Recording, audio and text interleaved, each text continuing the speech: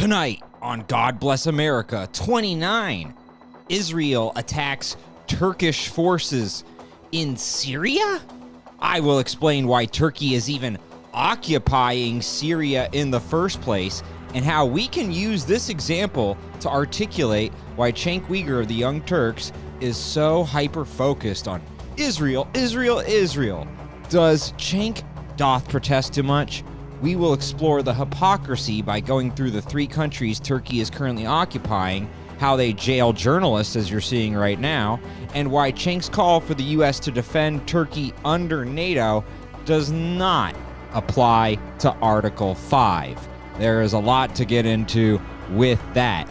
And did Democrat Jon Ossoff of Georgia bite off more than he could chew by attacking Trump's human printer, Natalie Harp? Updates on the mass killings of Christians in Nigeria and the migrant crisis in Ceuta, Spain. Another undercover journalism video proving how in Minnesota, voters can vouch for up to 8 voters who do not have ID or citizenship, including Hamas members? Finally, it is election day in America. It is a Tuesday. Why James Fishback lost his campaign, but may have won an important moral victory. Tonight on God Bless America. Very good to see all of you tonight. It is Tuesday, August 18th, 2026. I am your humble host. And yes, it is hot here in Texas. It is well over 100 degrees. My ice bath is ready to go underneath me. We will see how long that actually holds up for me. It is a lot. And we have such a good show for you today. I am quite excited to go over all of this. But first, before we get into our feature story, which is Cenk Uygur and covering this very interesting Turkey news, we have a lot of geopolitics to cover today. A lot of interesting stuff is developing in the world outside of our beautiful America, but it still relates very much to America, so we have to cover it. And especially in terms of immigration and why stopping the flow of immigration is still vital to this country's future. But we have to get into the elections that are going on right now, and I just want to commend Florida for updating its laws to make sure that they actually post the tabulated results of the early voting. And it is and the vote by mail, etc. It is quite the contrast to California, which, as you know, can take up to a month to count the votes. And so if we are documentarians, me and my wife, we made American History of Voter Fraud. And in American History of Voter Fraud, we featured Florida so many times. I mean, got to be close to a dozen. And a lot of them were in the 2000s. A lot of them were modern forms of election rigging that you saw. In fact, one of the most famous forms of machine tampering. Most people inaccurately believe that and incorrectly believe that most of the election fraud that occurs is like hacking like a movie. And it is actually more rare than you would think. The practice of rigging elections goes back hundreds of years, and we cover that in the film American History of Voter Fraud. And so those methods, using election officials, the ones who actually control the election system, those are more tried and true systems. And so in the end, those are going to be your more common ones. But there have been so many different types of election rigging in Florida, quite the variety in such a short amount of time as well. And so very happy to see all these results already coming in. And so we will be talking about Byron Donald's victory, Randy Fine's victory, etc. Jared Moskowitz. Not a good day for the Israel derangement syndrome folk. They all lost. Though I want to say I will have a more positive spin on James Fishback, who I obviously don't agree with his policies, but I will say, if you saw his energy, how often he was out on the campaign trail, how much he was actually connecting with young people in particular, I do want to commend him on that, though it looks like he's going to be only getting a moral victory, and the rest of them, like Dan Bilzerian et al., the really rabid Jew haters, they are not going to win and not even going to come close. And this might be a political lesson for the Israel first and only, the obsession, those that are just obsessed with Israel. But it is a very, very good day overall in terms of we are getting election results. And isn't that nice? That is actually wonderful to see. So, okay, now let's get into our feature story, which is actually going to be Cenk Uygur and the Young Turks. And I've been wanting to do this one for a little bit because I remember watching him, and Cenk and Anna, I know it seems almost impossible, but when they are not talking about Israel, there are actually a lot of things that I find that I agree with them on, especially money in politics and how they rage against money being so intimately involved in politics, especially post-Citizens United. And very much agree on that. But lately, that they barely talk about any of that stuff. And I'm not saying I watch every day, but I used to I used to listen pretty frequently while doing your daily chores or on the commute to work. Used to listen to them pretty frequently, and they have changed so much in terms of their hyper fixation, their hyper vigilance on one thing, which is Israel. And it does get grating after a while. I mean, you could be talking about anything and it would come back to Israel, including, oh, did you hear Jaden Daniels is not preventing the use of the number 5? And then Cenk would be like, oh yeah, that reminds me of the 5 people that Israel killed. It's like everything somehow ties back to Israel for Cenk Uygur. And I was trying to figure out, why is he so obsessed with Israel? I understand that there are certain people who get very emotional about it, but for him, it is even beyond, oh, he is paid just to talk about Israel. It's even beyond that. It is, why is it his life's obsession? Why is it his only thing that he talks about? Well, I came to figure out it's because, and again, I know this is very, I'm trying to get into the mind of somebody else. And oftentimes this is what you would call dangerous territory, to even assume that you could figure out what's going on inside the mind of another person. All right, now that we've got that caveat and we've thrown that out there, okay, let's get into it. So Cenk Uygur is from Turkey, and he is trying to protect his native country here. And the fact that in the end, pretty much every criticism that you could lobby against Israel that I've heard him do, you can flip that and be like, oh, that is actually a projection to distract from what Turkey is doing. And it is actually striking when you go through the levels of comparison. Okay, so in fact, before we even get to the map, you know you love the map. It's your favorite segment on the show. Everyone loves the map. It's like Dora the Explorer. We always go to the map. But before we do that, let me play for you what he said.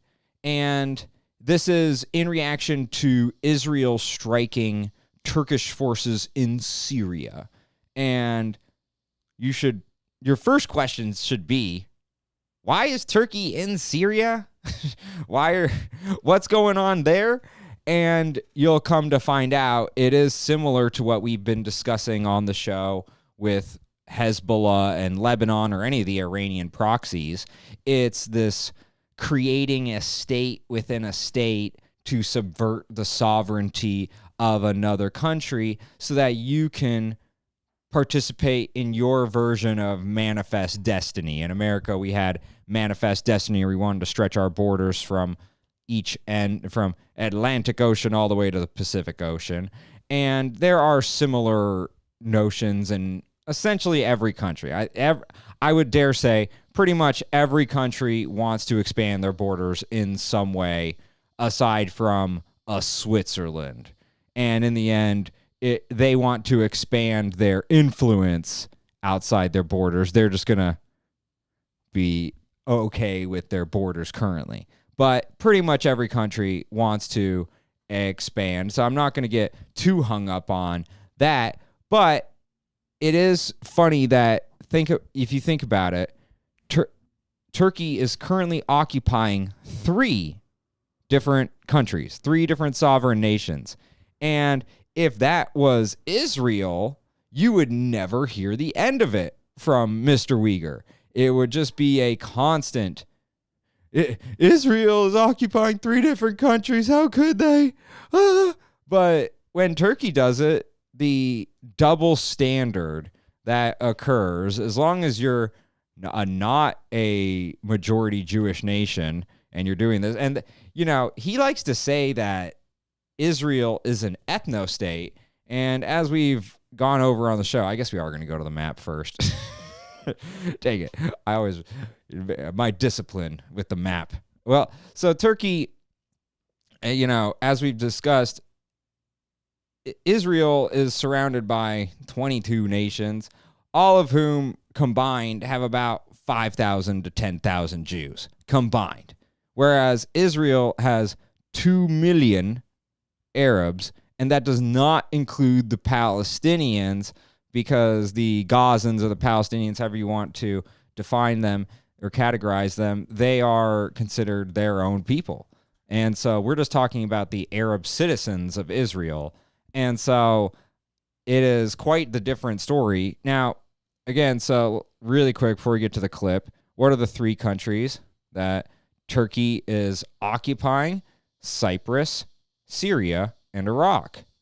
And one must question, they've expanded into the 3 of the countries that they border or that they neighbor, with Cyprus. How many more are they going to do? Well, it depends. The whole world has a completely different standard for Turkey compared to Israel, so you don't really hear a peep.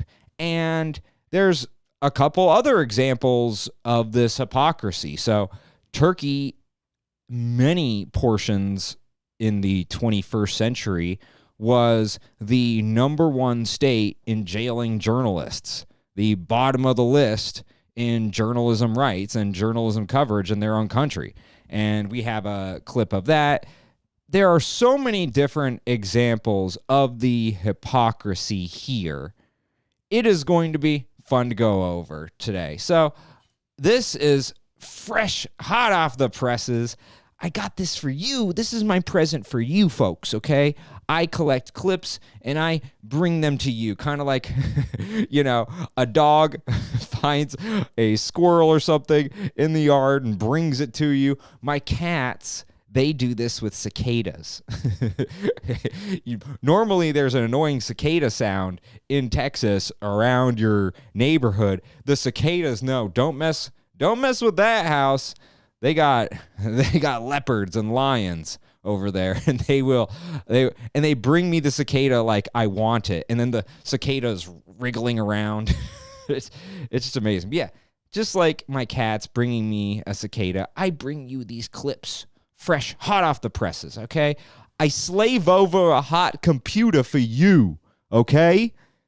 And yeah, I've never brought out my Bernie Sanders for this show. I've never brought out Bernie Sanders, but maybe we should get into it. My name is Bernie Sanders, And I approve this message, and I approve this show that Eric is about to go into. It is going to be an excellent show.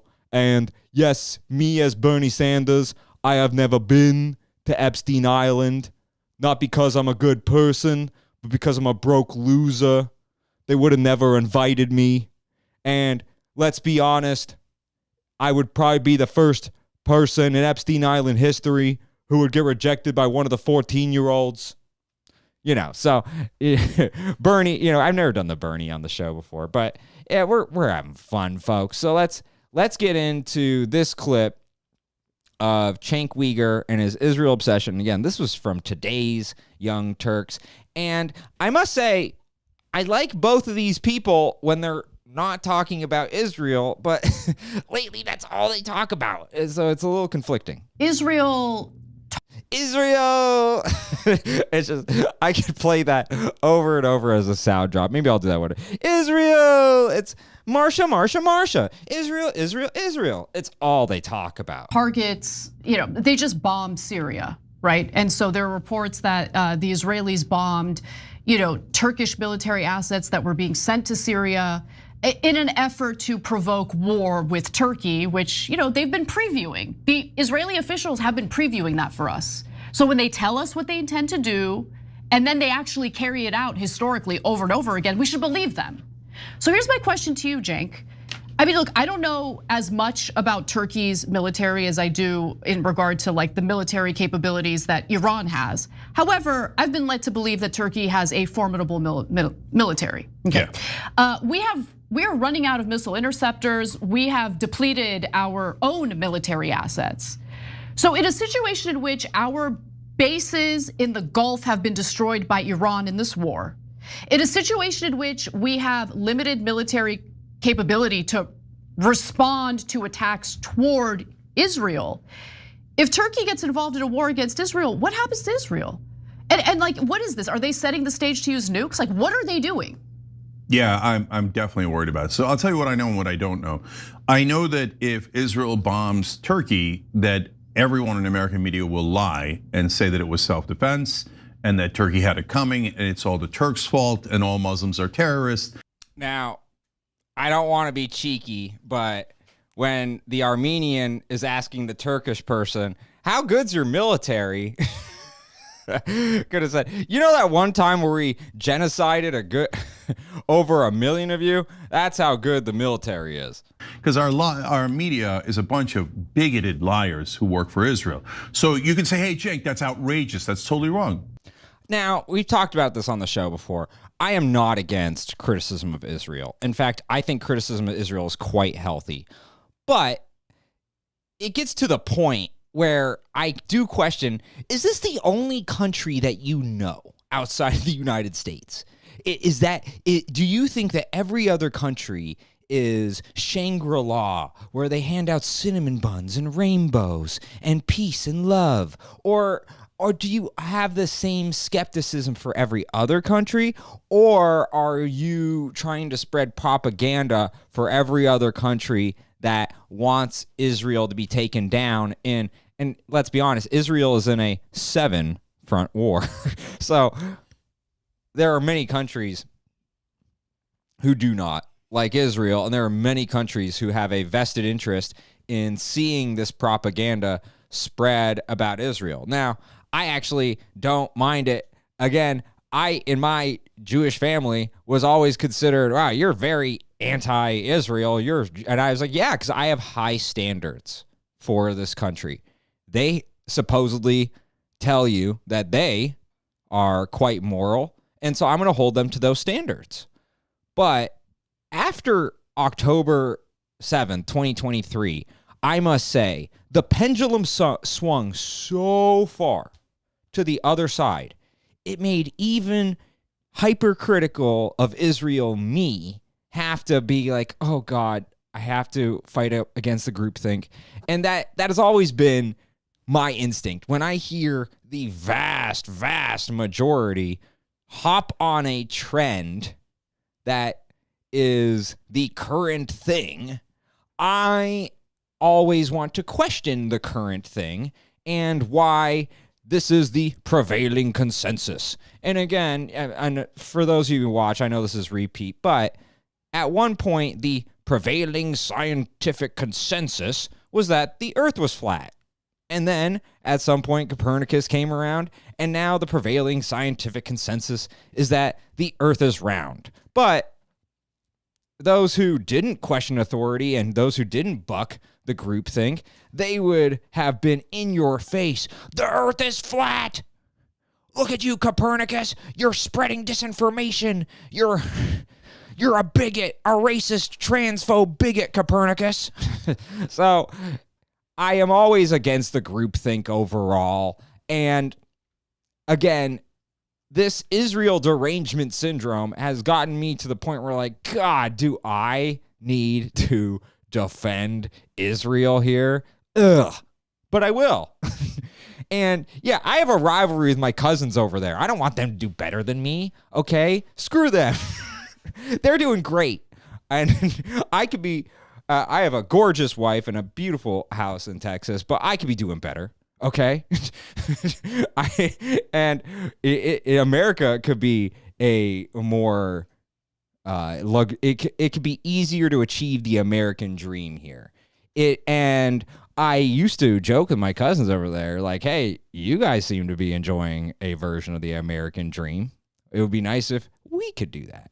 So, look, I am very much open to any criticisms of Israel. I actually think it's a very healthy part of our discourse. It's part of why I love America, is our free speech. But I have to go against some of this groupthink here because it's so much. And I think we have actually hit a version of peak anti-Semitism in that it was at its coolest, so to speak. And, you know, I know it is very trendy. And now I feel like it's kind of down on the downslope because people are seeing it for what it is, which is that I appreciate the people who've been on this for like a decade plus. I don't appreciate the Johnny-come-latelys who were sniffing around for a quick buck and a quick piece of attention. Those people I don't find as sincere. Again, if you've been on this for a while, I actually commend you because you certainly did exactly what I'm talking about, going against the groupthink. And anyone who does that, I really don't care. You are my people. The going against the groupthink people, those are the people I relate to the most, by far. So, okay, now let's get back into the Turkey thing. But I'm providing some good balance here. Let's see what happens. I guarantee you they blame Turkey. And they'll talk about, oh, it's a NATO ally, but then they'll dismiss it. Yeah, but they're dirty Muslims. So Israel had to murder them.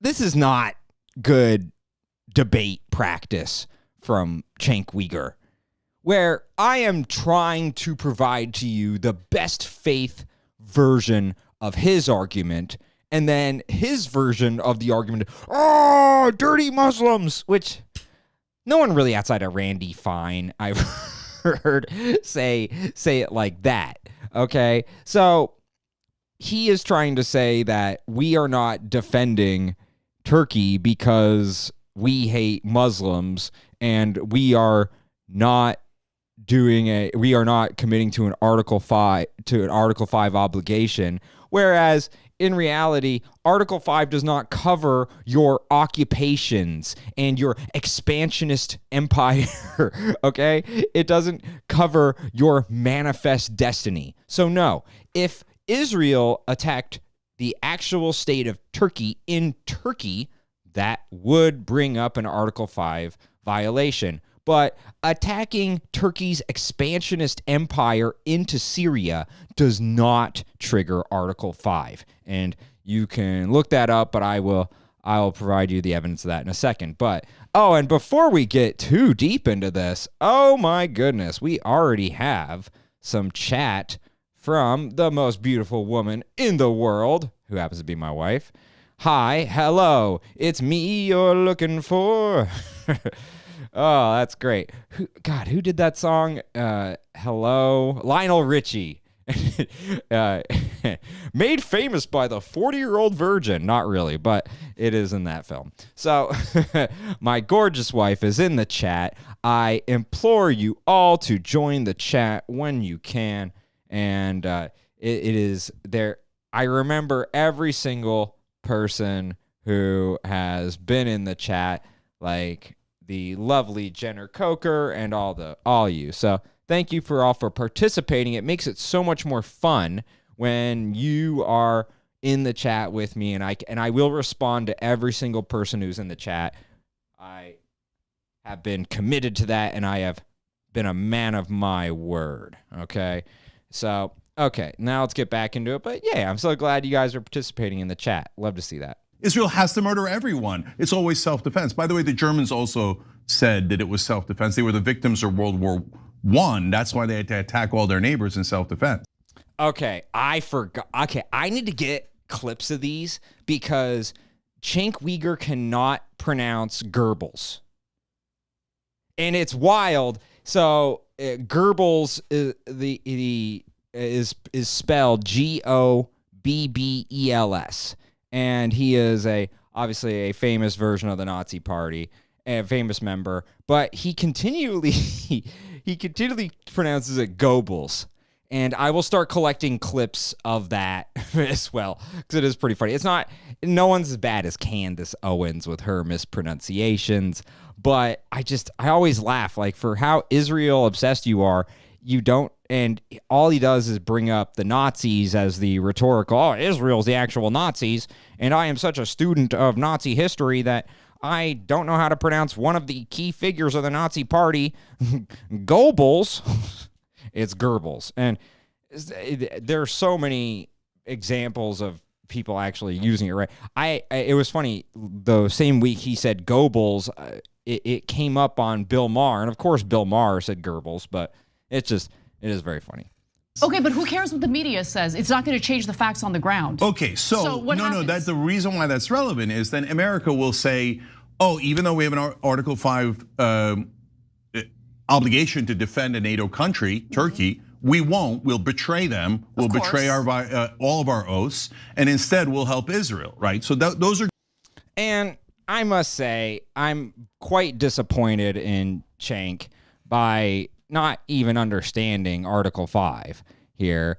And so again, we attacked right here, or not by we, Israel attacked right here. And Israel hit Idlib.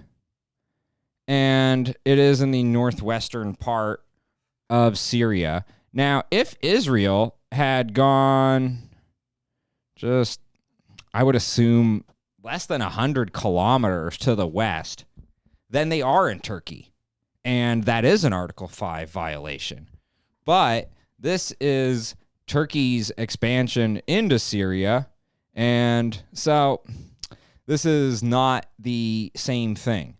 And why is Turkey even involved in Syria at all, or Iraq?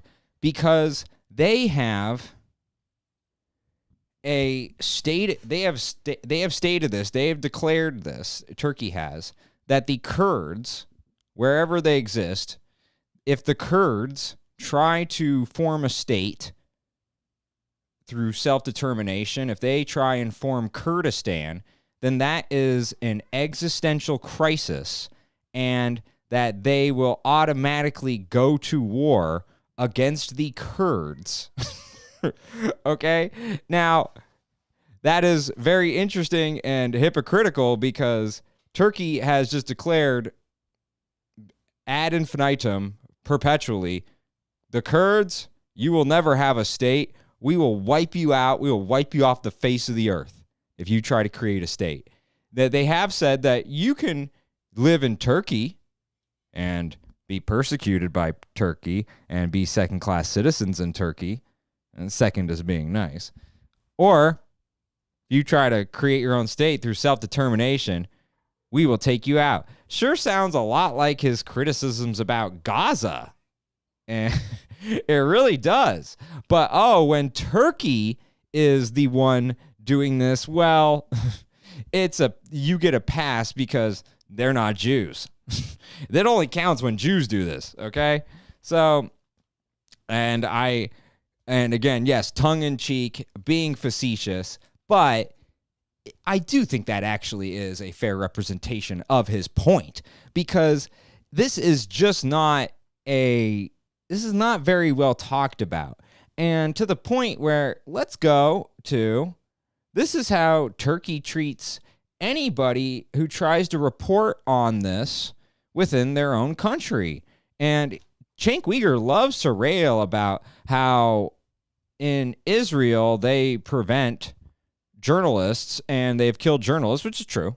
Now, the journalists that they have killed, it is disputed that they are members of a terrorist organization. I actually would dare say, if you have a press pass on, the Israeli army, which is very skilled at urban warfare, should just grab these people and get them in for interrogation rather than just kill them on sight. Though it is easier said than done, isn't it? It is. And I feel like when we talk about urban warfare or what cops do or what ICE does, there is a lot of, oh, I would do this and I would do that. You know, you heard this a lot with the Renee Good and Alex Preddy situation.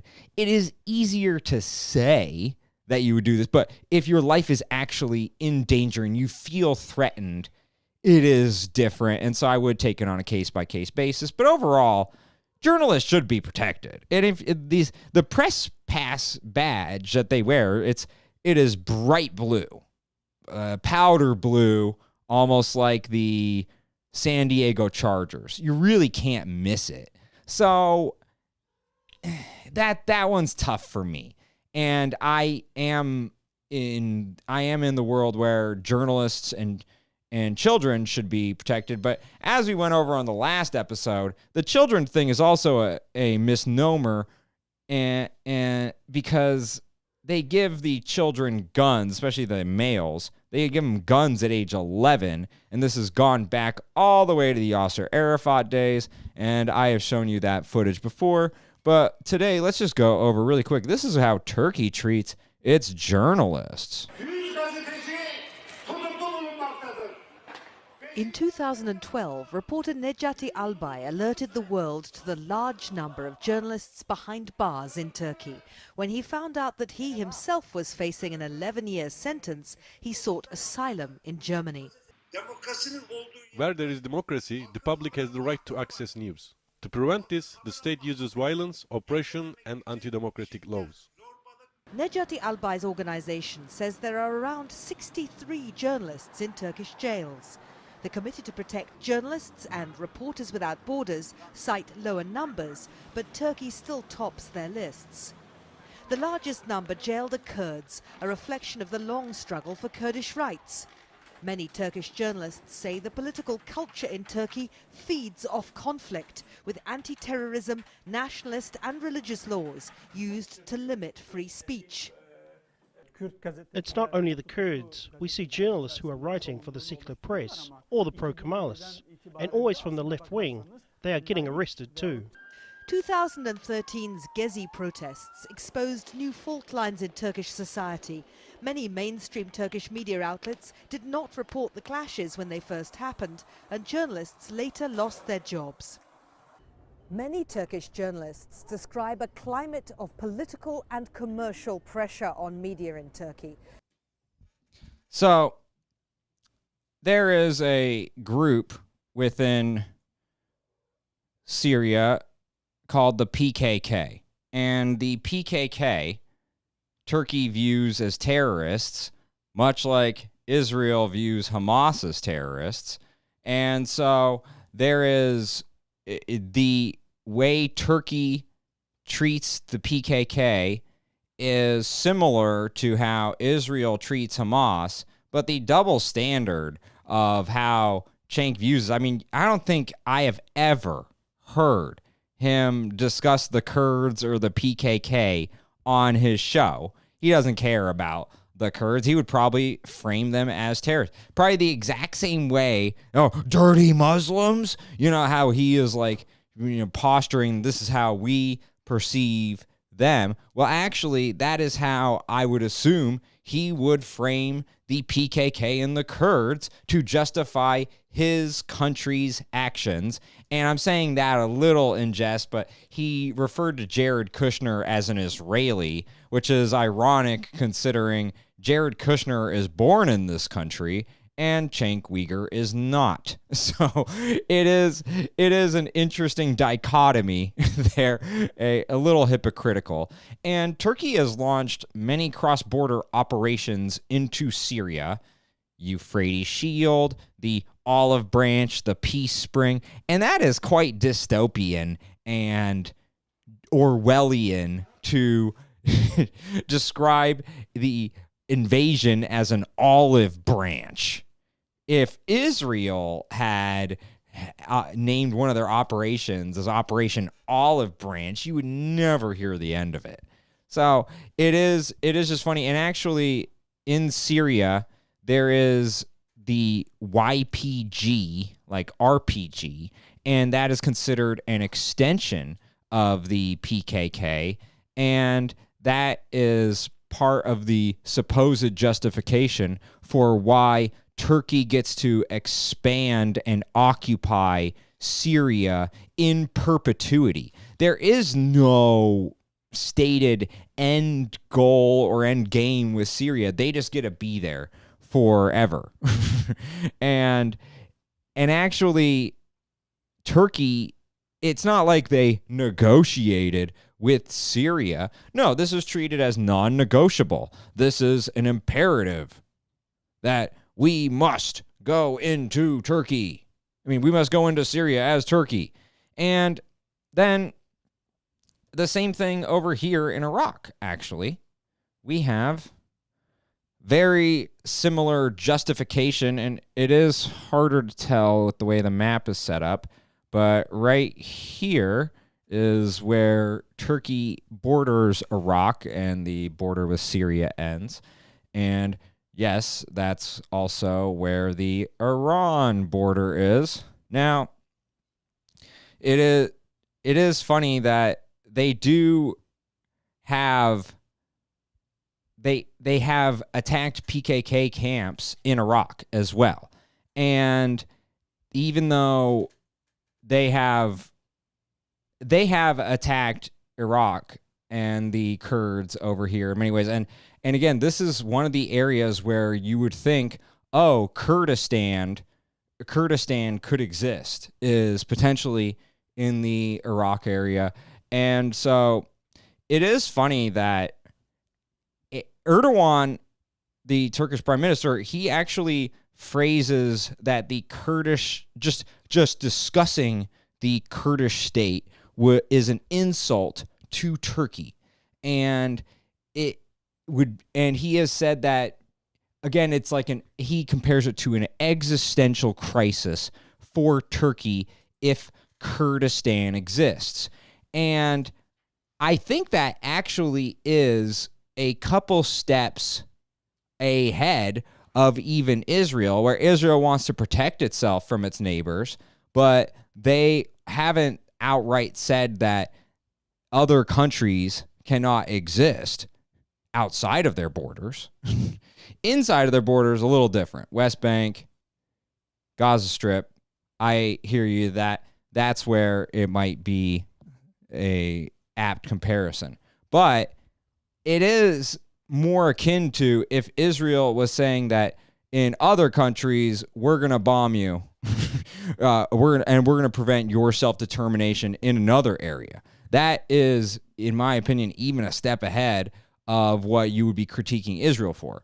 And so it is just funny that there is almost no discussion of what Turkey is doing, and yet there is just this ad nauseum discussion of what Israel is doing.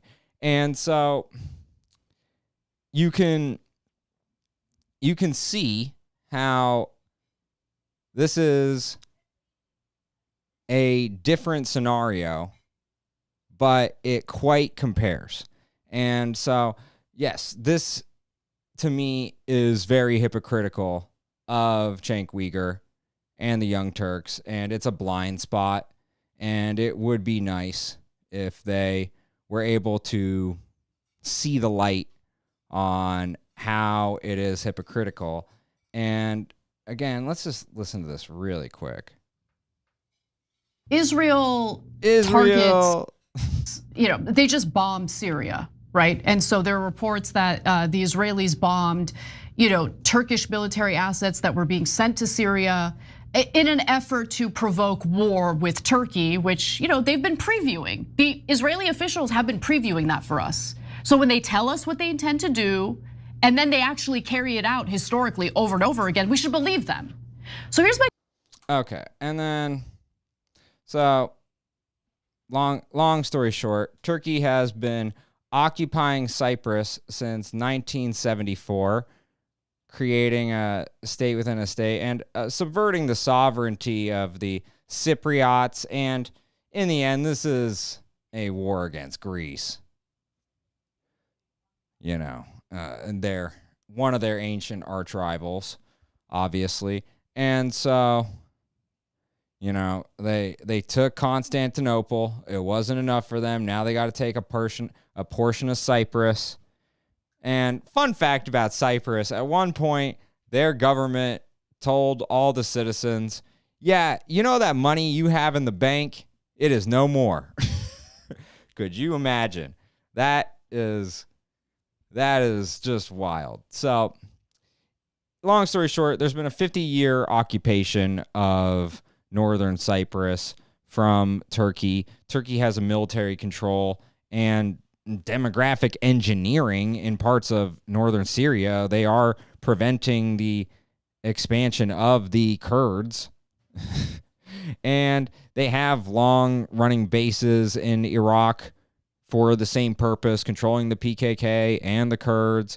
They have displaced tens of thousands. The Nakba of the Kurds has never been talked about. Inshallah, the Nakba of the Kurds never gets talked about. And then in terms of freedom of the press and judicial independence and expressing political opposition, that gets completely squashed in Turkey. So all of these arguments that you hear from Cenk Uygur on Israel can be levied right back at Turkey.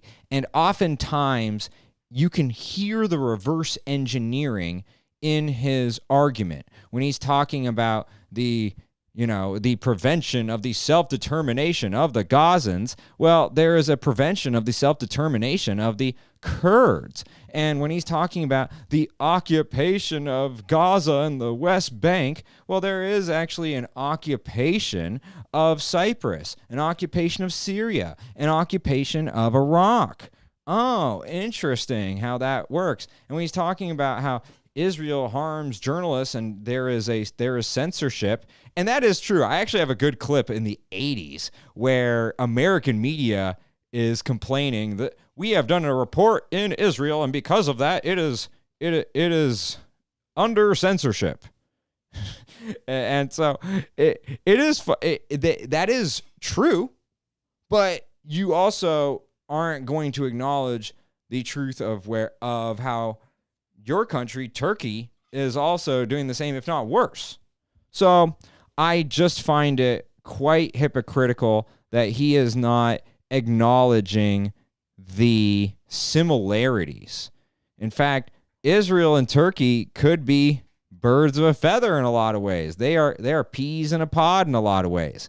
So it is funny to me how he doesn't see this, or he chooses to distract you from this because he does see it. And so he is trying to reverse engineer all these things. And the poor Kurds, just like the poor Gazans, and no one cares about the Kurds. It's all a bunch of hypocritical bullcrap. Okay, so, wow, we covered that one very well. I like that. That was thorough, folks. So, okay, let's now since we're at the map already, let's do a quick Strait of Hormuz update. And we love talking Oman because, you know, just like what you just heard about Turkey and Israel, this is groundbreaking, trend-setting stuff, okay? Everyone else likes to just find what's popular and then parrot that. No, I'm the lone soldier here, the brave lone soul on these takes, and now you're starting to see more people come to my side, even though I was the lone soldier here.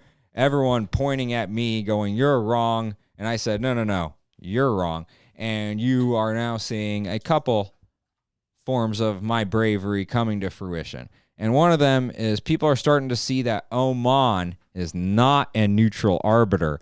And in that same Young Turks episode, I heard Anna Kasparian use the phrase neutral arbiter for the first time. Is she listening to the show? Of course not. But it sure makes one think. And that's the trend setting we are talking about. So, okay. When we come here into the Strait of Hormuz, we always go to the tracker. And this has a bunch of handy dandy information. And let's go over the basics that we always go over. So, how many ships are going through the strait right now? One ships. Now, to be fair, when I checked it earlier today, at one point it was almost at 15. It was around 12 or 13. So about a dozen ships were going through at one point today. But one ship currently, and yes, again, the caveat is they could be turning off their transponder, so we don't know about them. But odds are there's not many ships going in, and this is corroborated by the fact that 449 vessels are waiting. So those are vessels that have their transponders on. They ain't moving. Now, the war risk premium is at 7.5% currently. Earlier, when I checked it, it was over 8%. And so 7.5. Oh, and there you go. It just updated to 8.5%. Now, let's see. Okay, now it's at 0 ships. 0 ships. And, 280 vessels are waiting. So either there might be some transponder shenanigans going on there.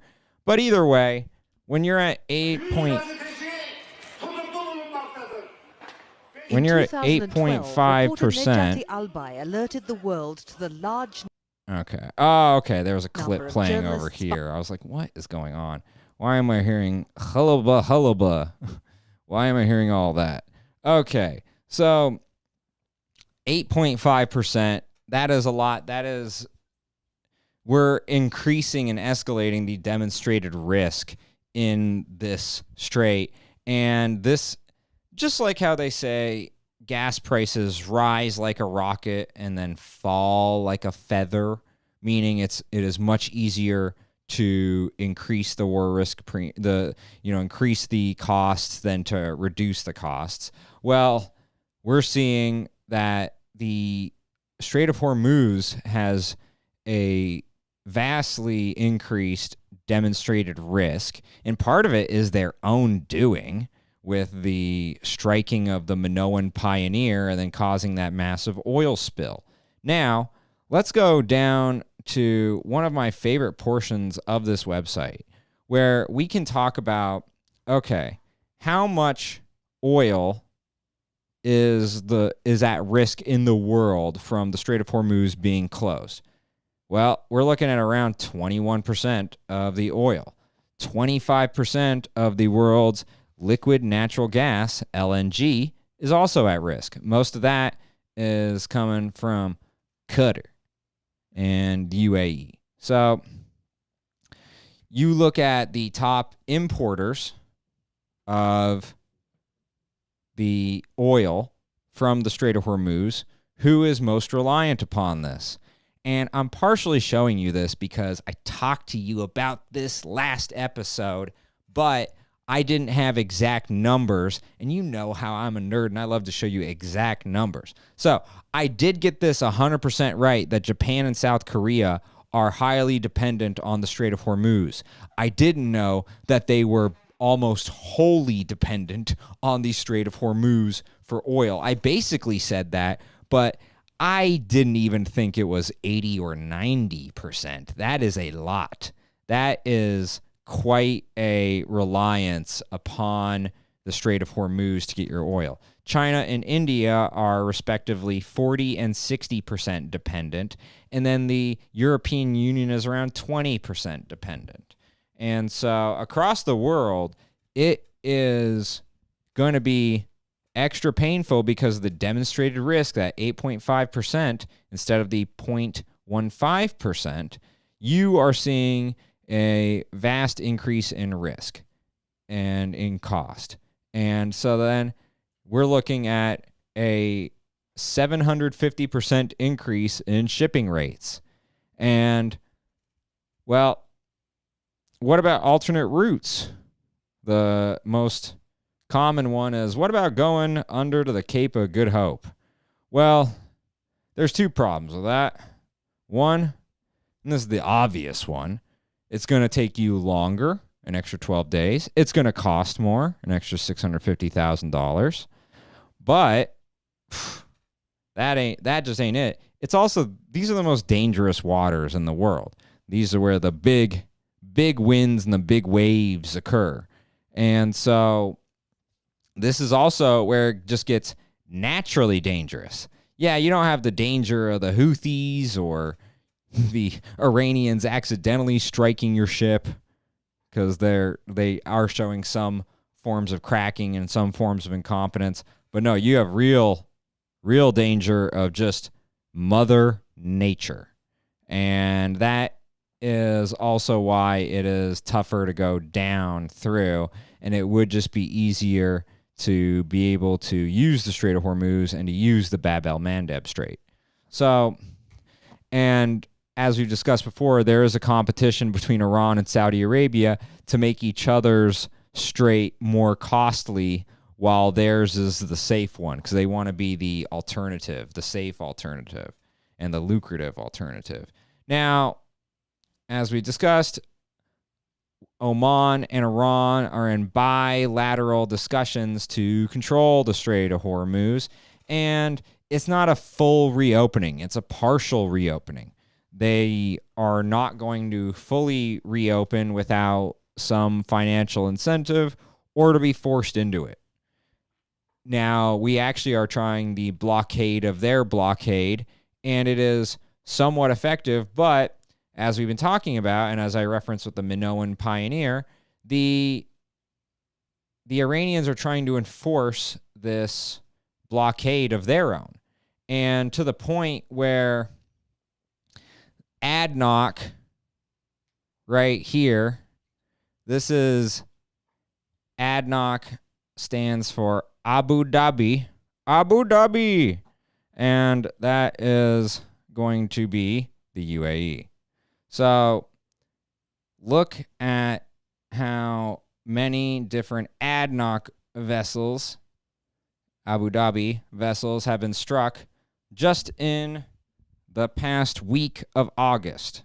So it started, and there you can see ADNOC in parentheses, UAE. So it started August 7th, where a vessel was struck 18 nautical miles east of Kasab, Oman. Now, let's see if we can find Kasab, Oman for you. Let me pull it up over here. Let me find it. Now, this relates because this is the same area where the Minoan Pioneer was struck.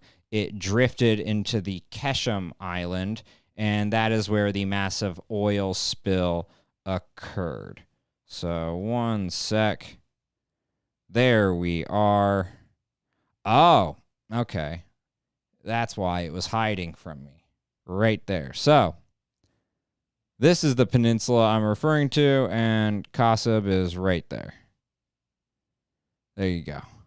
So, let's go back. 18 nautical miles east of Qasib, Oman. So, again, somewhere over here. And this is what I'm describing to you. Around this peninsula is where a lot of this action is occurring.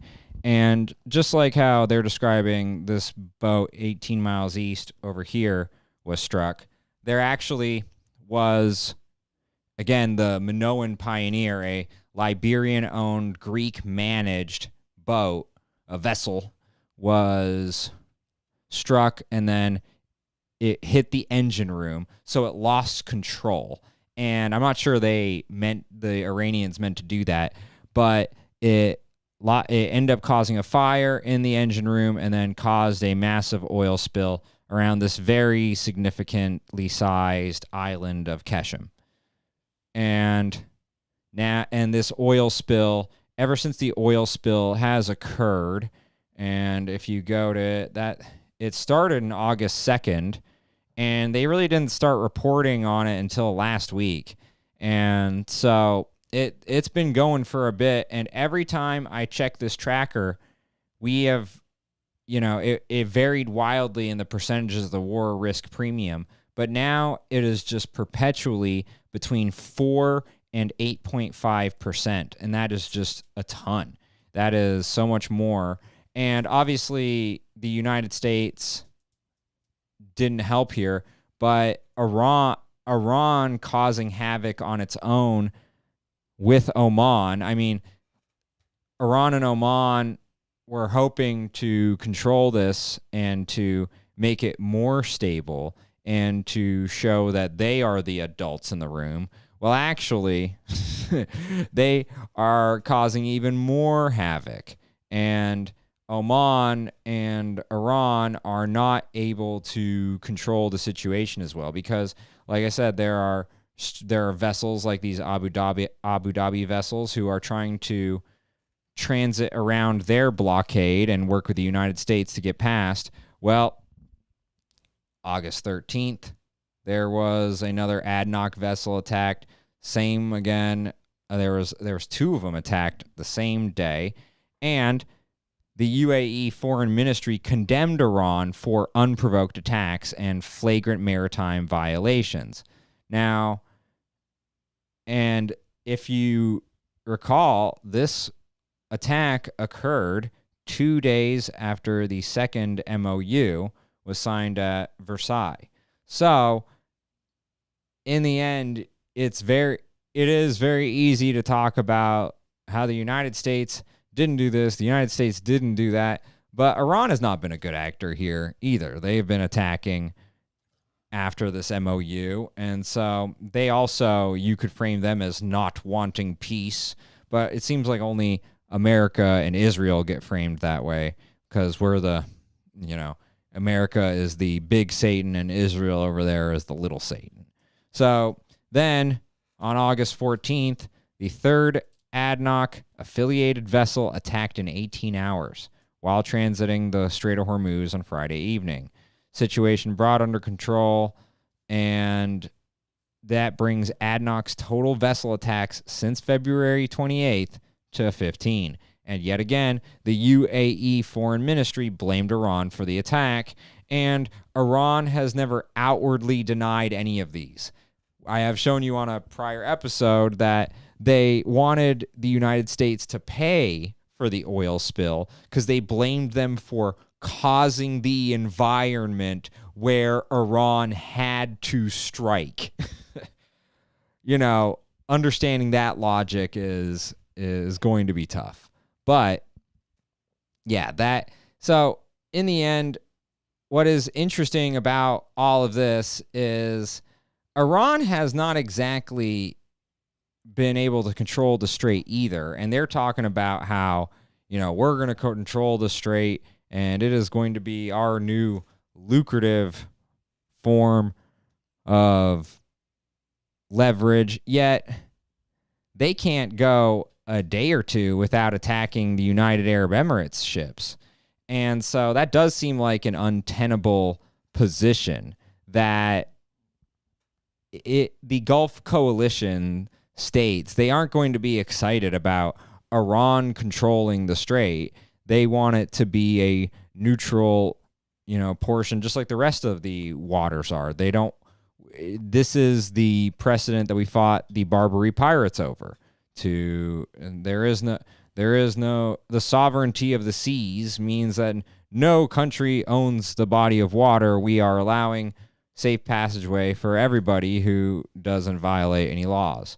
So this is a precarious predicament for Iran because they need to maintain their economy.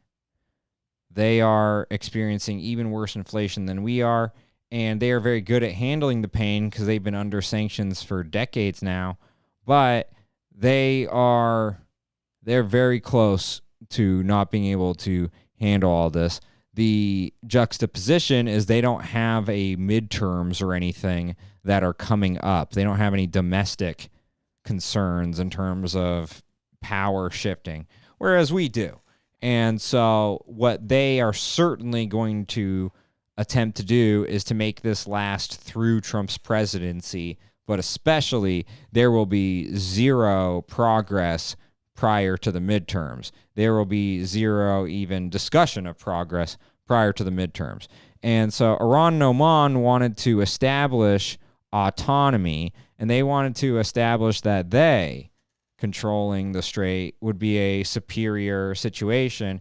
And we've already seen that they've caused a massive oil spill and they're attacking UAE ships, and it's not looking good for them. So that's the main update. And as Israel attacked Turkey in Syria, it goes back to the theory I had presented of if you take out the proxy groups, if you take out all these states within states of Iran trying to control portions of Iraq, Turkey trying to control portions of Iraq, Iran trying to control Lebanon through Hezbollah, Turkey trying to control portions of Syria, Iran trying to control portions of Israel in the form of Hamas, Iran trying to control portions of Yemen and the Bab el-Mandeb Strait via the Houthis.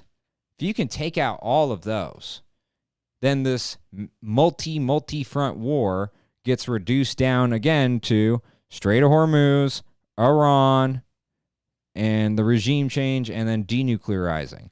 And then the one caveat is, can you sanction China to stop the flow of money to Iran?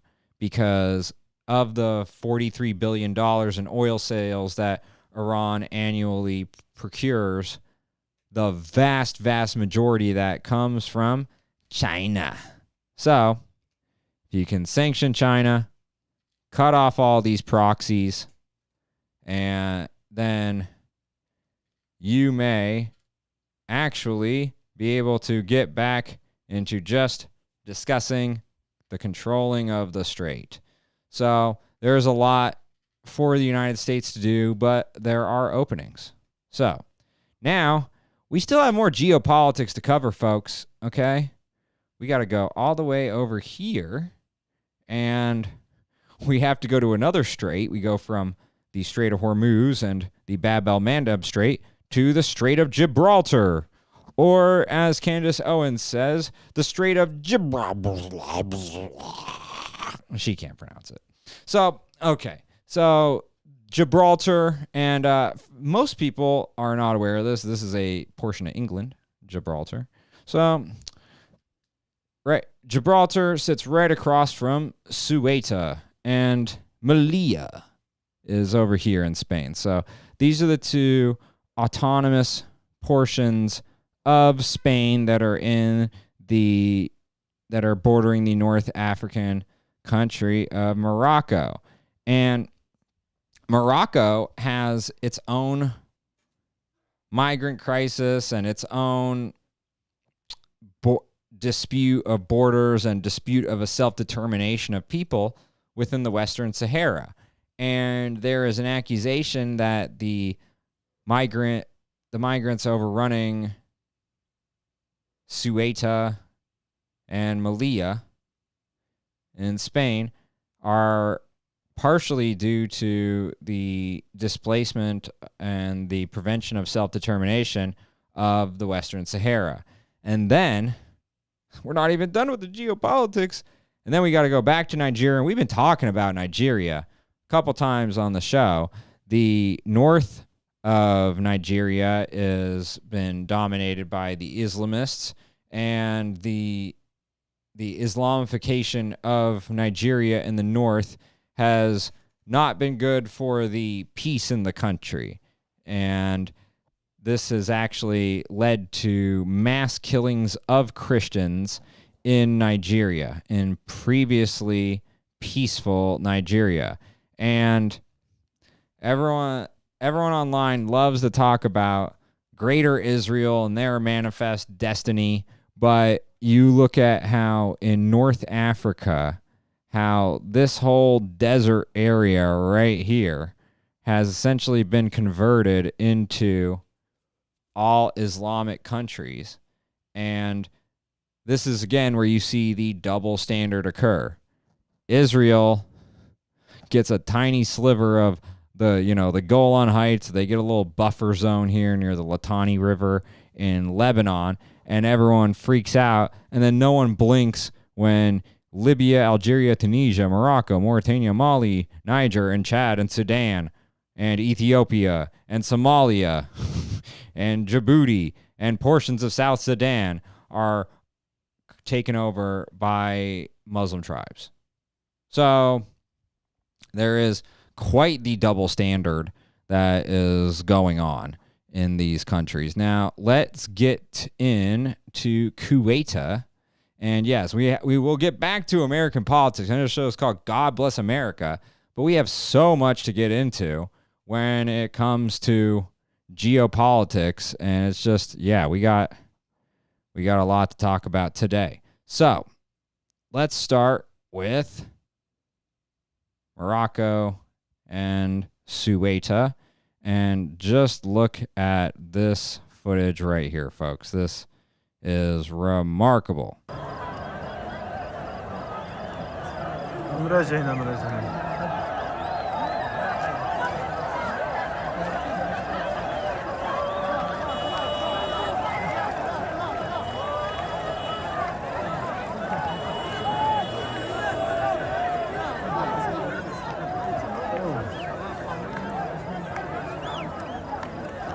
And for those of you listening, this is essentially a beach town of Spain, and it is just completely overrun.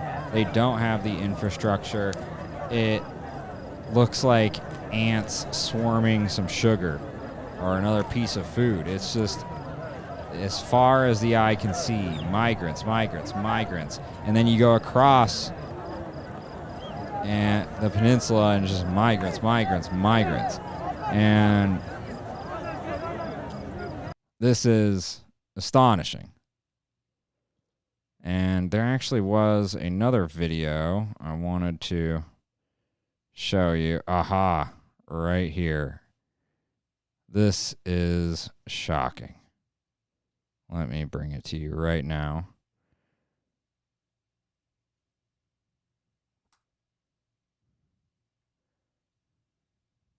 I mean, look at this. Look at the refuse. Look at the trash. I mean, like locusts, they are coming in and making the place so much worse. They are taking the resources and leaving behind a trail where you know that they came. They are not cleaning up after themselves. Far from it. It looks like India with the trash in the water.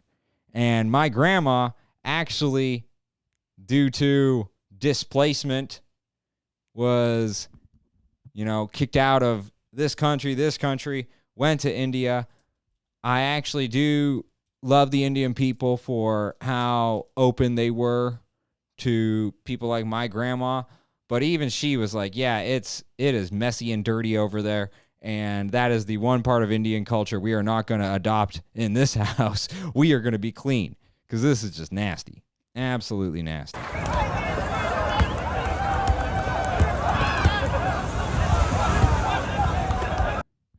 I forget the exact numbers, but if I remember correctly, it's around 60,000 migrants that came in the first wave, and that was a factor of 10 higher than the local population. There's no way that they could absorb this amount and keep things in their same normal life.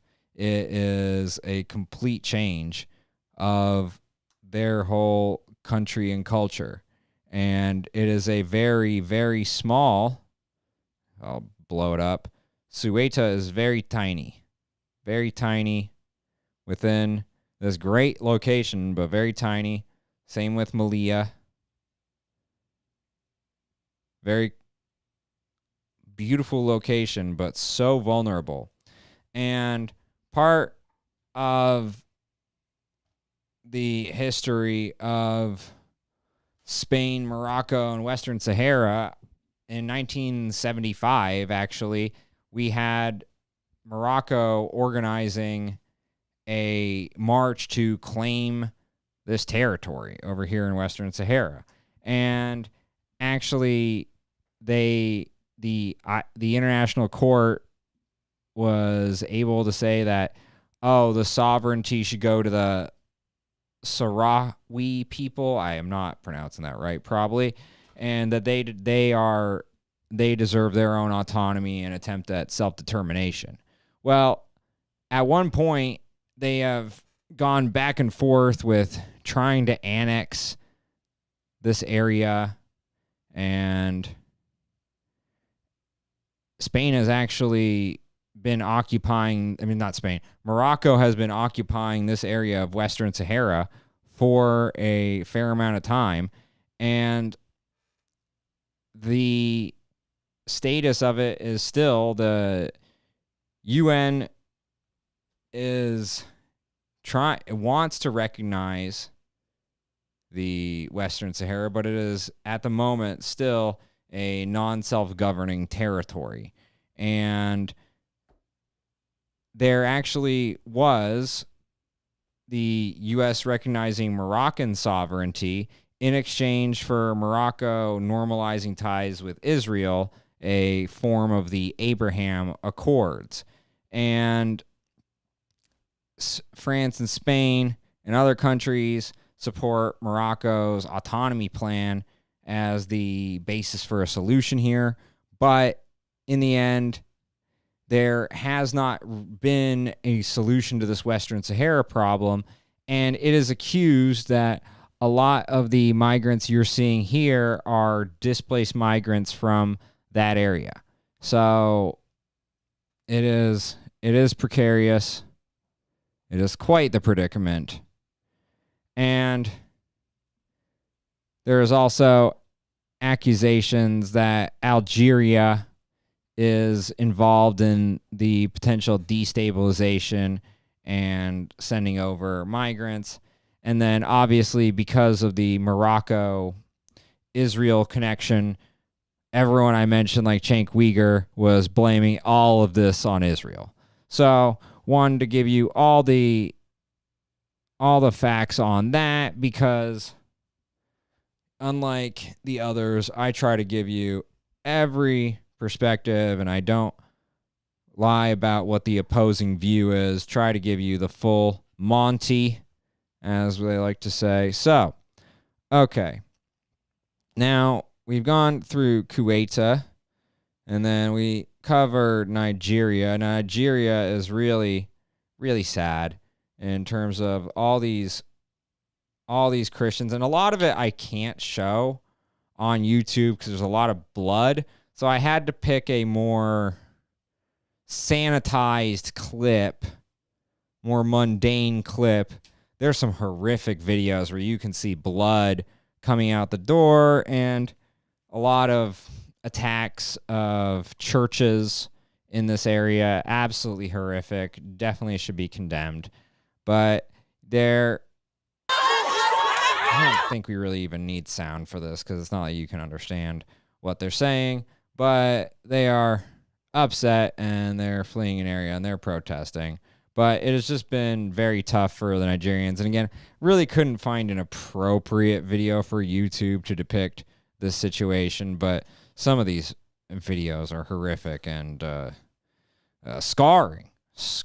So, okay, we have, wow, that was a lot of geopolitics. And here's the Oman clip. Let me go on a quick Oman rant here because I need to take another victory lap on being so early on this. Okay.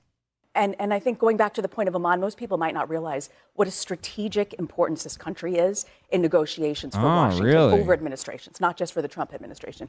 They are like the hotline to Iran only because they have leverage on both, understanding on both sides. It's like having a homeowner who owns the driveway, right? Everybody's got to go through that driveway. They've got access to the Strait of Hormuz. So to say what Trump has said to Oman is just not only out of line, it is not in U.S. interests. And I think going back to the point of Oman, most people might not realize what a strategic importance this country is. Think about it in the sense of, okay, she is trying to present Oman as this neutral arbiter.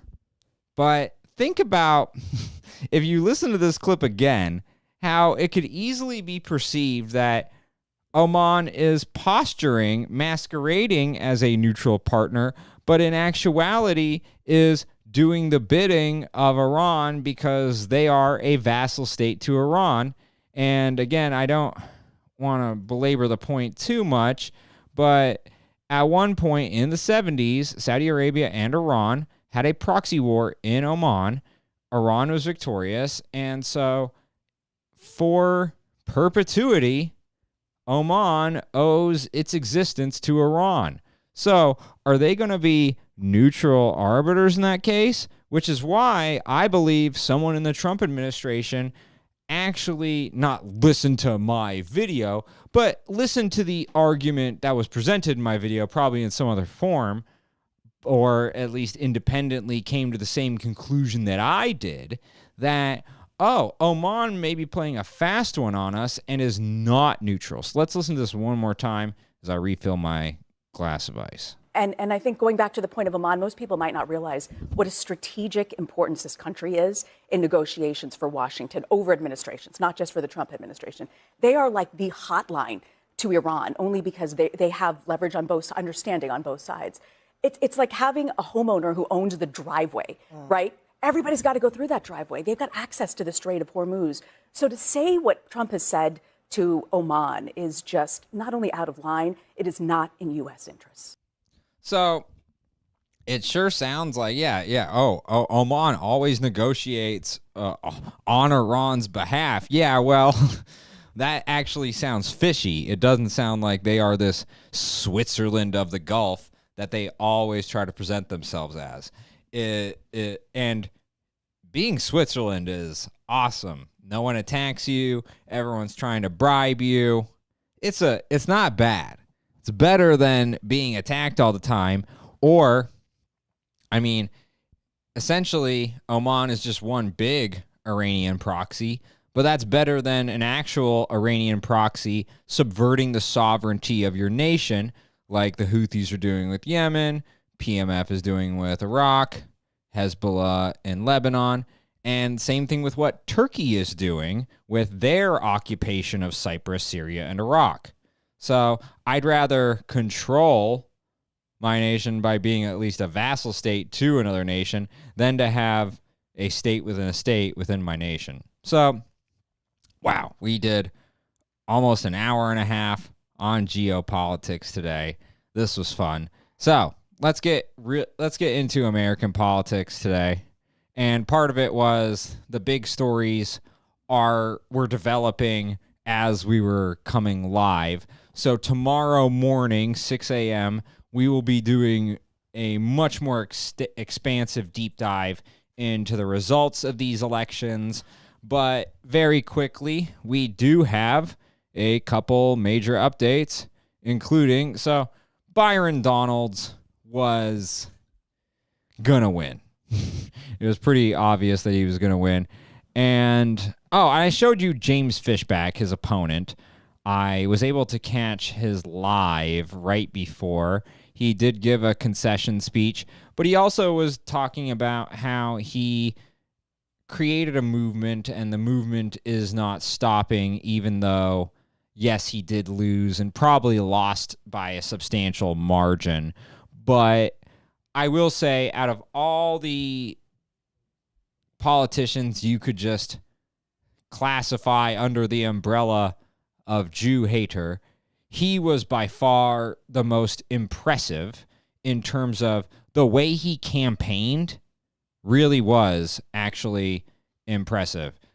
If you looked at the stops that he did on the final day, I don't care what your opinion is of him, he had the energy and he really put in the work and the effort. I do commend him on that. I do not agree with pretty much any of his policies or his rhetoric. I actually found some of his rhetoric on Byron Donalds to be abhorrent, disgusting. He had attacked Byron Donalds using a lot of the DEI rhetoric, and then some of it just veered into, you could just call it, and I don't like to use this lightly, but it was certainly prejudice against black people. It was just too much. And referencing things like fathers not being there and being late. And I actually would like to gather more examples before I besmirch him too much. But I remember every time hearing it going, whoa, I'll have to gather more details for tomorrow's episode. But there were a couple times where Fishback was just going too far with the rhetoric, and I know he's got to try and win. That was where he lost me. Again, I actually really appreciated the effort. He certainly put in work, but the execution could have been better. And as we covered, he was accused of taking money from like pro-Pakistani groups, these, just like there is a lobbying group for Israel and Israel-related things that everyone is so fixated on. Well, they also turn a blind eye to the obvious other side of that, which is these pro-Muslim country groups that are going to try and come in and influence elections. And then we covered how Turkey is one of those. I didn't even mention that in the whole Turkey run-up, but how there was major FARA violations from Turkey, and they're meeting with people like Tucker Carlson, meeting with people like Mehdi Hassan. And so it is just interesting how that goes. Now, let's listen to Byron Donalds really quick. We've been crisscrossing Florida. We've been knocking hundreds of thousands of doors, taking our message to all Floridians.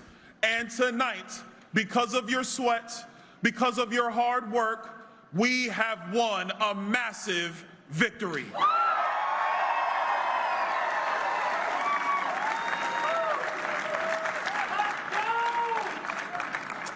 Now, we've just come through a hard-fought primary.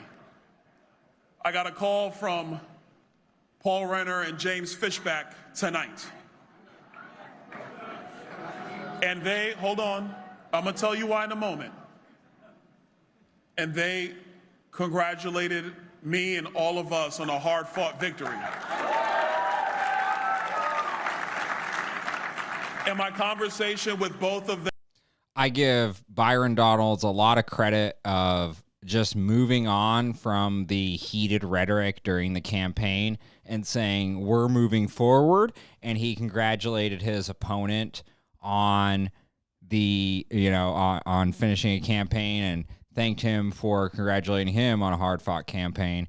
And I appreciate how they're moving forward. And with James Fishback, it is quite mixed. I forgot, bias alert. So me and James follow each other because I had to book him for producing at one point. Very charming off stage, very kind. And honestly, my host did him dirty with the thumbnail, the presentation. And I had, again, I've talked about in producing there as just, you have to eat doo-doo. You have to eat feces, metaphorically. And this was on my Mount Rushmore of situations where I could have eaten it, because I disagreed with the bait and switch of how it was presented in good faith and then packaged afterward as like this total smear job. And I actually felt like he came off pretty charming considering how hostile my host was to him. And so I do give Mr. Fishback credit for he will come into enemy territory, and he is classy in that sense. I don't agree with his rhetoric towards Byron Donalds. I felt like he crossed the line in a lot of different ways, but this is the enigma of Fishback. He has many positive qualities, it mixed in with he says a lot of things that I not only do I agree with, I'm like, oh my God, what are you saying? And are you not understanding how this is going to reflect poorly on you? Now, again, I want to actually collect these things that he said rather than just tell you that is bad. But this is, we're going to go more into detail in tomorrow. But just wanted to congratulate Byron Donalds for getting through a very rough campaign. And now he is going to face off against essentially a never Trump Republican who is going to run as a Democrat, and we're going to listen to Byron Donalds take a shot at him. I have seen this individual on MSNBC before, so I am aware of his opponent, Mr. Jolly. Is very simple. Congratulations. Let's go beat David Jolly in November.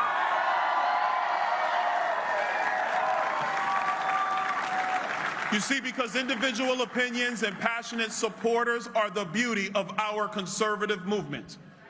But tonight, the primary is over. Tonight, we put aside... By the way, Byron Donalds is such an effective politician and so skilled at what he does that Stephen A. Smith, who we covered on this morning's episode because the National Association of Black Journalists gave him a thumbs down award, he was one of only 4 individuals in the history of the event to ever get that distinction. Groups get it, organizations get it, very rarely that an individual gets it. Stephen A. Smith has said, Byron Donalds would get me to vote Republican. That's how good Byron Donalds is. Our differences. Tonight, we are one united Republican Party.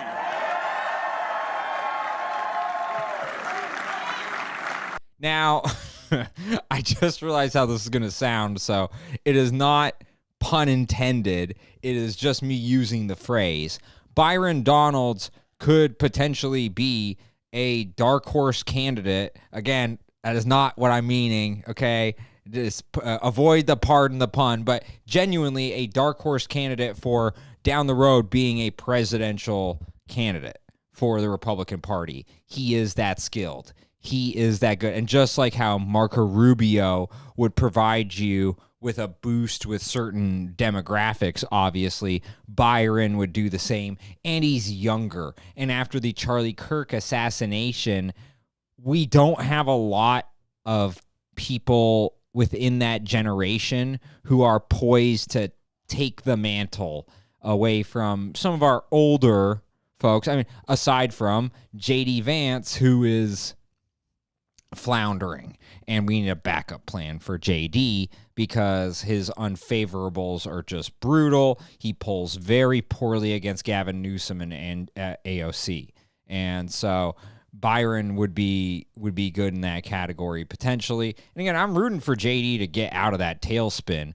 but a lot of it is out of his control as he is perceived as the architect after the architect on the Iran war. So, okay. So there was Byron Donalds. And okay, let's get into the Jon Ossoff of it all. Now, first time I covered the Natalie Harp, Jon Ossoff situation, I told you that I would look more into the concept of Natalie Harp claiming that Trump cured her cancer.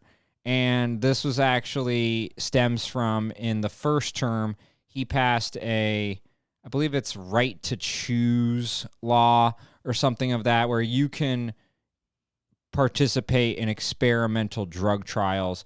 And she had a horrific situation where I believe they incorrectly put something got into her IV or something that wasn't supposed to be in there, or she in her body, long story short, something got in there that wasn't supposed to get in there.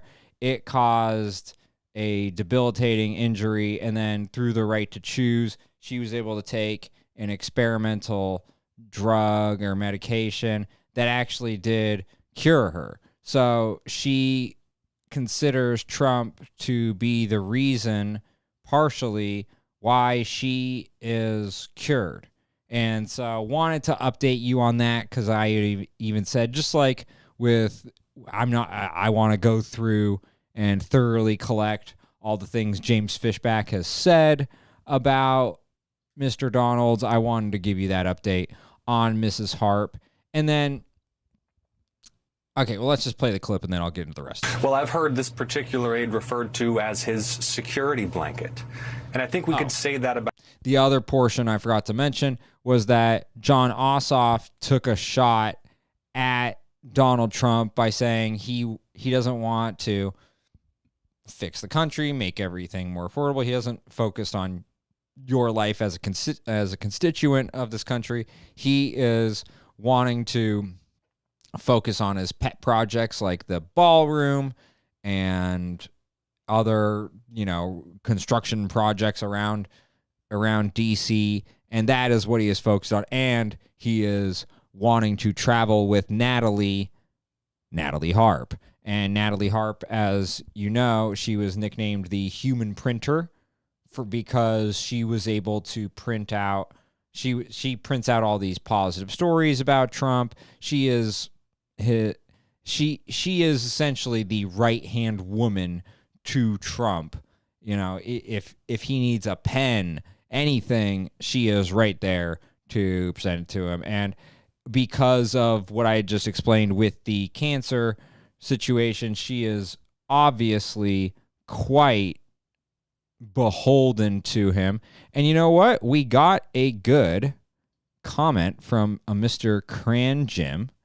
And Jim, after we finish this clip, I will be responding to what you said, because that was a very interesting, and I appreciate the contribution to the episode. About any number of the senior aides in the White House, they're not telling him what he needs to hear. They're telling him what he wants to hear. And the president, surrounded by enablers in the West Wing, is playing golf, is trading stock, and is decorating his ballroom. It's a disgrace, all while American families in Georgia and across the country pay more for just about everything as a direct result of his failed economic policy and his failed foreign policy. So he says what he was referring to was Harp's role as somebody who actually is there to kind of feed Trump things that he likes to hear, whether it's true or not. I also wonder, Bill, learned freak out. I mean, okay, before we get into the freak out, let's buttress the point of Natalie is there, and so Jon Ossoff was insinuating that Donald Trump was sleeping with Natalie Harp.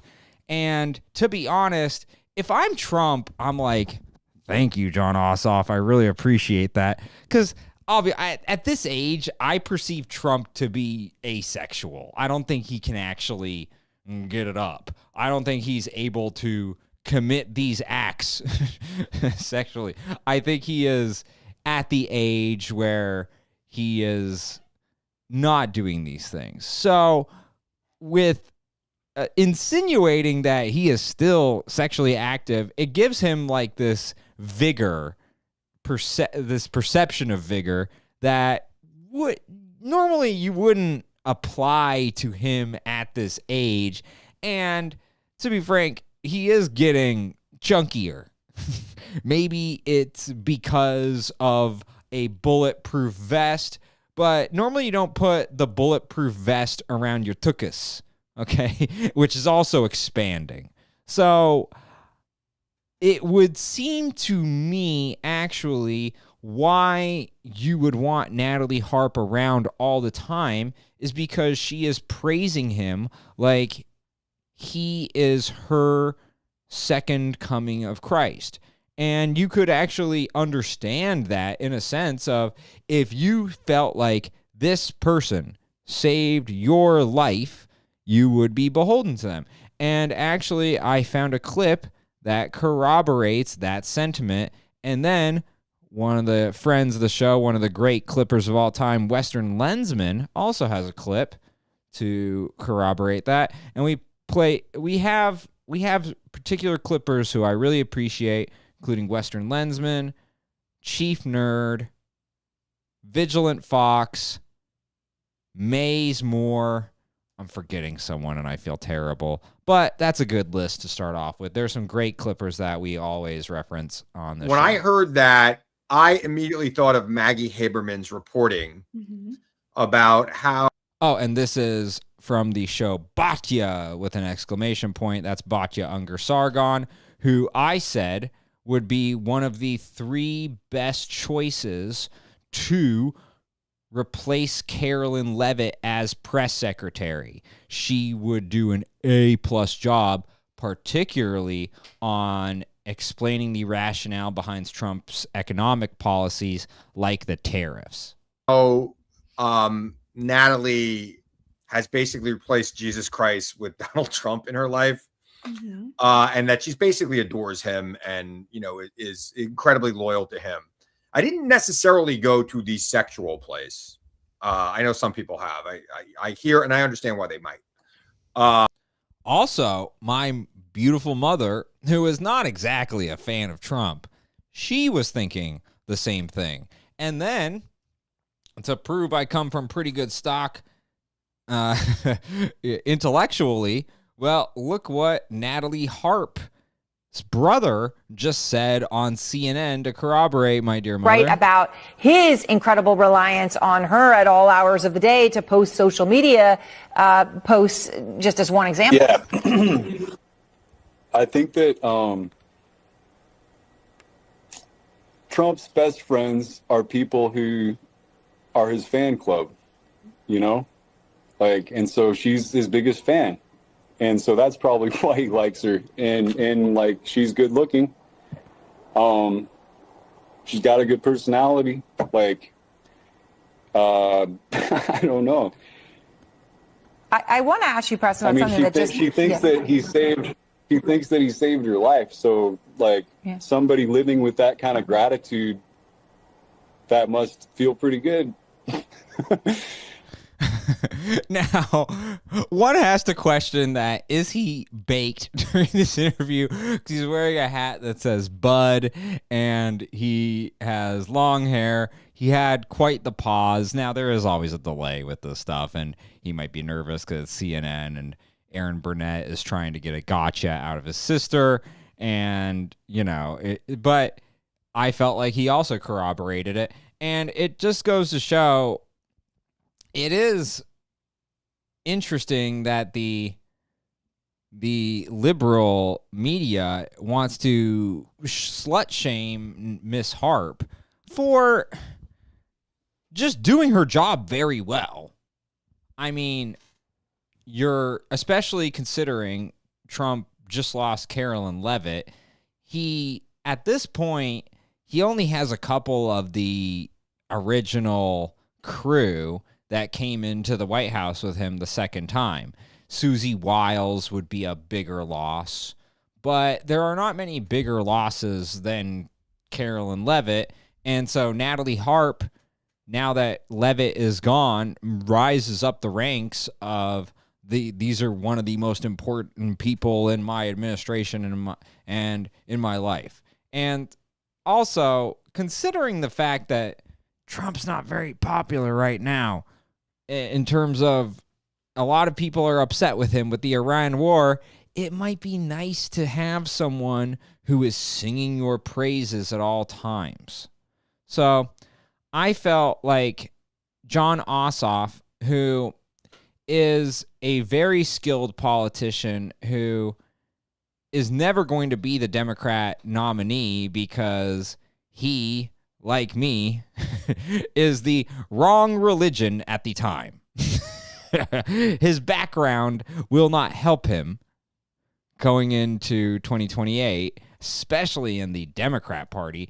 In the Republican Party, you have people like Stephen Miller who have very prominent roles in the administration, and they're allowed to be just members of the administration without being Jewish first, unless you listen to the Jew-hating far right. But overall, he just gets to be Stephen Miller, whereas if Stephen Miller was on the left, I don't think he would survive because of the rabid Israel that we got to see with, the Young Turks, etc. How it's just they're too obsessed with it. It's their only priority, and it certainly looks fishy. So now, okay, let's go back to the Abby Phillip clip, because you're about to hear them all freak out when they get suggested, just imply that, hey, this might be a below-the-belt shot from you libs on a young woman. And listen to the freak out. I've rarely seen the White House in this kind of form. And I can... To be fair, that is true. To see them circle the wagons and attack all the, Jon Ossoff et al., all the people who were attacking Natalie Harp. I will say Abby is correct on that of you really haven't seen this level of circling of the wagons, but I think that is Trump signaling to his team, I really care about this person. And not even in a sexual way necessarily, but hey, this is one of my number one people in the administration, and we need to protect our own.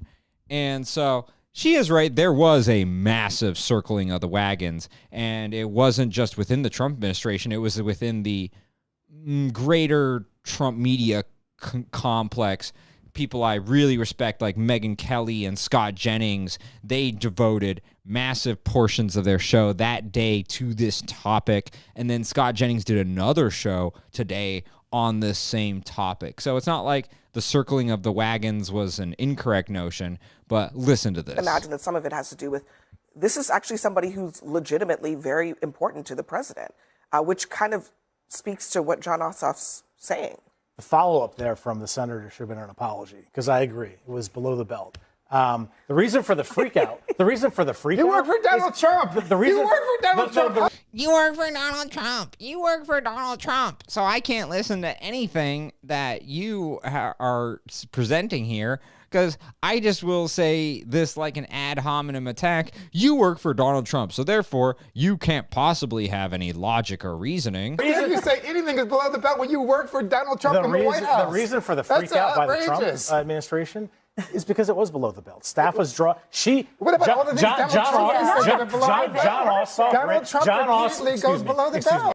I think there's a reason why a fair amount of women in particular were a little uncomfortable with this line of attack from the Democrats, because again, it does fall into the slut-shaming category, and it is essentially just if we did this, flip this, and actually, very easy example, just that same day, Donald Trump, and I didn't agree with this, I could see the tongue-in-cheek as he was doing it. He was even smiling as he was doing it, but I still didn't agree with, there was this CNN reporter, and she was louder so that she could have her question be heard and distinguished amongst the other questions being shouted out. And Donald Trump singled her out and was using the guest of honor, these children. And I believe that it was a child who rescued another child in a lifeguard situation. Like, you know, we're going to bring them in to honor them. And so Donald Trump used that child to essentially as a vehicle to attack this woman from CNN. And he was telling her, you need to be quiet. You're being too loud and you're bringing shame upon your family. Now, you saw how the media rightfully defended this woman just doing her job, right? And I agree with that. She was just doing her job at CNN. I didn't find anything she did to be objectionable. I didn't find her to be rude or biased in any way. But what's the difference between that CNN reporter and Natalie Harp? Natalie Harp is just doing her job. And this is why those attacks were untoward and truly below the belt. And this is why you saw the liberal freak out over it, because oftentimes, because they have essentially kicked out anyone with a divergent opinion within this big tent of the Democrat Party, because of that, there just isn't a lot of disagreement that is practiced and allowed. And so they probably were like, oh yeah, this is an open shut case. There's no downside to what Jon Ossoff said. But there wasn't any personal reflection within the group because groupthink.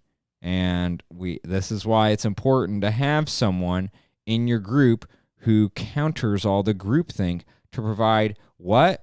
Diversity of opinion. The group that is so obsessed with just basic diversity needs to actually focus in on diversity of opinion.